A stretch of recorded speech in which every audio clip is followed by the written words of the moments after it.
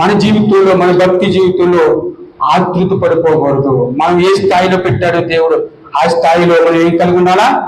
తృప్తి కలిగి ఉండాలా, ఆనందం కలిగి ఉండాలా. దేవుడు నీకు ఇవ్వాలంటే ఏదో విధంగా చేస్తాడు.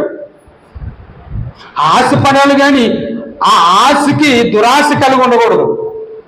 ఒకసారి నేను చెప్పాను, ఒక ఆయనట ఇంట్లో బాతులు పెంచుకున్నాడట. ఏం పెంచుకున్నాడు? బాతులు పెంచుకున్నాడట. ఆ బాతట ప్రతిరోజు బంగారం గుడ్డు పెడుతుందట. ఏ గుడ్డు? బంగారం గుడ్డు పెడుతుందట. రోజు పెడుతుంటే రోజు తీసుకోవడానికి కష్టం ఉందట. ఒక్కసారి తీసేసుకుంటే మంచిది కదా, దీనికి ఈ బాతు కడుపులో ఇంకెన్ని గుడ్లు ఉన్నాయో అని ఏం చేశాడట, ఆ బాతు కడుపు కోసాడట. ఏమంటాడు దాంట్లోని?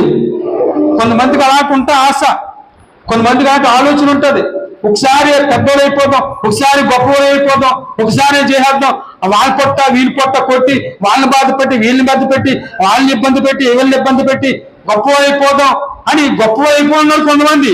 కానీ అది తాత్కాలికమే, ఆ గొప్పవాడు అయిపోతావు, కానీ అది దేవునికి కోపం వారి మీదకి వస్తుంది. హల్లెలూయా. అది కొంతకాలమే నీకు, కానీ ఎప్పటికప్పుడు దానికి తగిన శిక్షణ దేవుడు నీకు చేస్తాడు. హల్లెలూయా. కాబట్టి ఈ బాతు లాంటి మనసు కొంతమందికి ఉంటుంది. ఒకసారి గొప్పవాళ్ళు అయిపోవాలా, ఒకసారి పెద్దవాళ్ళు అయిపోవాలా, ఒకసారి అందని వాటి కోసం ఎగిరి పడిపోవాలా. అలాంటి ఆలోచనలు మనలో ఉండకూడదు. హల్లెలూయా. ఇలాంటి ఆతృత మన జీవితాల్లో ఉండకూడదు. కాబట్టి ఇక్కడ చక్కని మాట చెప్తున్నాడు, నాకు అందని వాటి కోసం ఏం చేయదట? ఆతృత పడును